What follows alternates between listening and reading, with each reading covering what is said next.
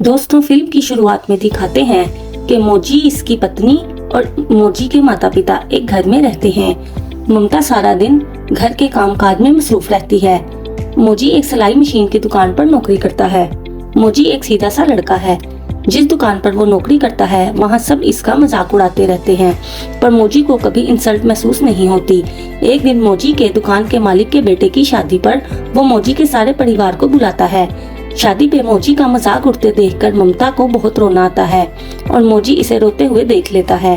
घर आकर मोजी ममता से कहता है कि वो सब तो बस जरा सा मजाक उड़ा रहे थे मेरे साथ। ममता कहती है कि मजाक या बेइज्जती, वो लोग रोज ही ऐसा करते होंगे तुम्हारे साथ। ममता इसे कहती है कि तुम छोड़ दो ये नौकरी, तुम्हारे पास इतना अच्छा सिलाई का हुनर है जो तुम्हारे दादा के पास भी था, तुम अपनी सिलाई का काम शुरू करो।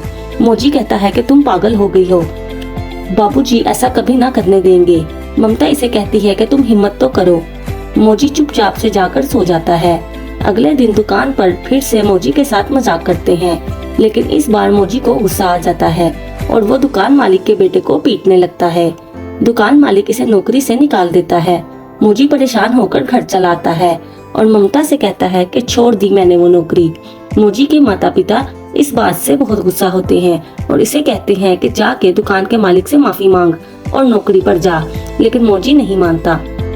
मोजी का एक बड़ा भाई, भाभी और एक भतीजा भी है जो इन लोगों से अलग रहते हैं। पड़ोस वाली आंटी की सिलाई मशीन बहुत अरसे से मोजी के घर पर थी, जिससे मोजी छोटे मोटे सिलाई के टांके वगैरह लगाता रहता। ममता मोजी से कहती है कि क्यों ना तुम बाहर बाजार में मोची के ठेले के साथ ही मशीन रख लो, इस तरह तुम्हें दुकान का किराया भी नहीं देना पड़ेगा। मोजी के बाबू इसे कहते हैं कि तेरे दादा ने भी इस मोहल्ले के लोगों की वजह से ये काम छोड़ दिया, ये लोग तुझे भी नहीं करने देंगे। मोजी अपने बाबू के एक नहीं सुनता और सड़क के पास अपनी सिलाई मशीन रखकर बैठ जाता है। एक दो दिन तक कोई ग्राहक इसके पास नहीं आता।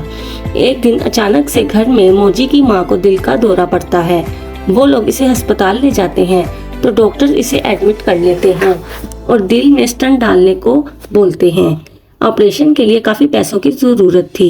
एक दिन मोजी ममता से कहता है कि घर में मौजूद कोई कपड़ा लेकर आओ, और मोजी इस कपड़े से अपनी मम्मी के लिए हॉस्पिटल मैक्सी सीता है और वो मैक्सी अस्पताल में अपनी माँ को पहनाता है। तो इसी दिन अस्पताल के बाकी मरीज भी मोजी से ऐसी मैक्सी इन्हें भी सी कर देने को कहते हैं।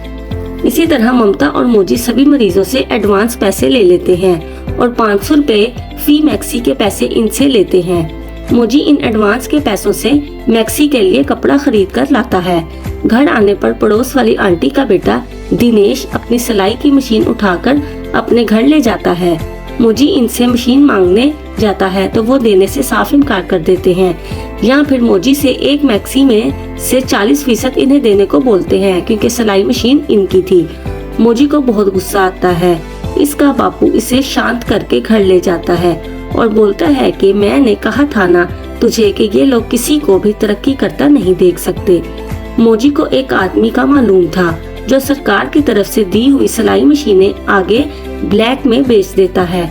मोजी इस आदमी से सिलाई मशीन मांगता है, लेकिन वो भी इसे देने से इनकार कर देता है, लेकिन इसे बताता है कि बॉर्डर पार करके वहाँ काफी दूर एक जगह पर सरकार सिलाई मशीन देती है। ममता और मोजी इसी वक्त सिलाई मशीन लेने के लिए निकल पड़ते हैं।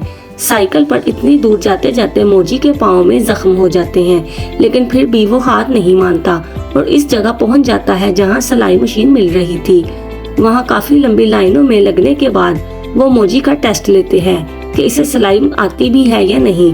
मोजी वहां सिलाई का टेस्ट में पास हो जाता है और आखिरकार सरकार इसे सिलाई मशीन दे देती है।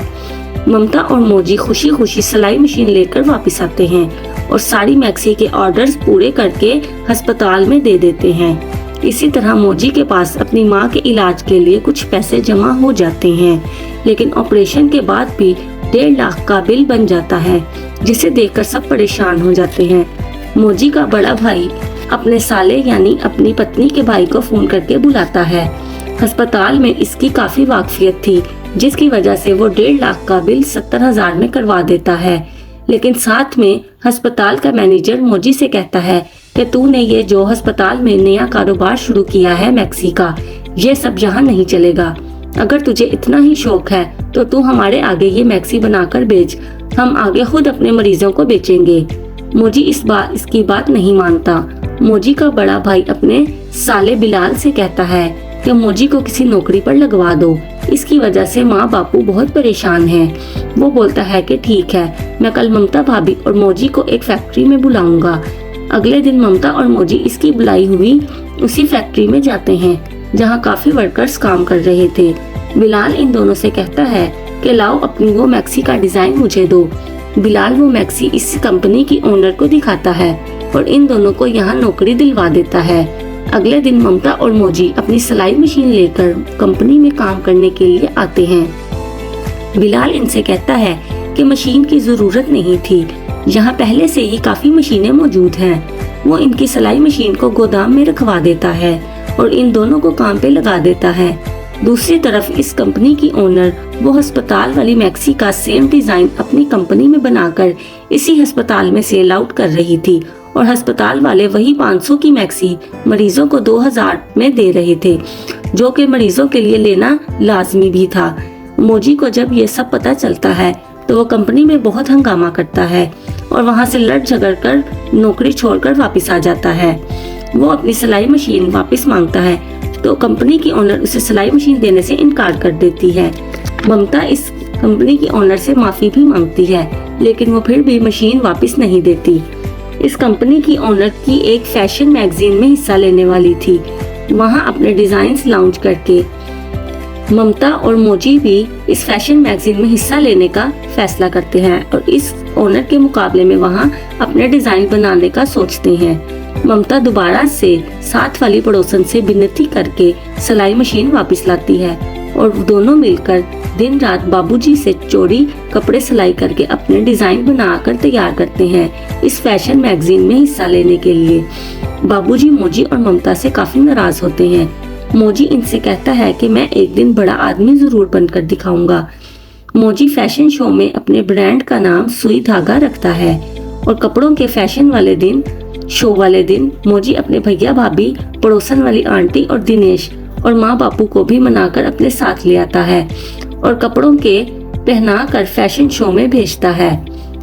वहाँ सबको इनके बनाए हुए कपड़ों के डिजाइन बहुत पसंद आते हैं, लेकिन वो इन्हें मॉडल सही ना होने की वजह से रिजेक्ट कर देते हैं। सब अगली बस पकड़कर वापस घर आने की तैयारी करने वाले थे कि मोजी दिनेश को लेने अंदर जाता है तो वहाँ सुई धागा के विनर के ब्रांड की अनाउंसमेंट हो रही थी, जिसे सुनकर मोजी बाहर आकर अपने बाबूजी से कहता है कि बाबूजी लॉटरी लग गई और वहीं उसके बाबूजी और सब घर वाले खुश हो जाते हैं और यहीं पर फिल्म का अंत हो जाता है।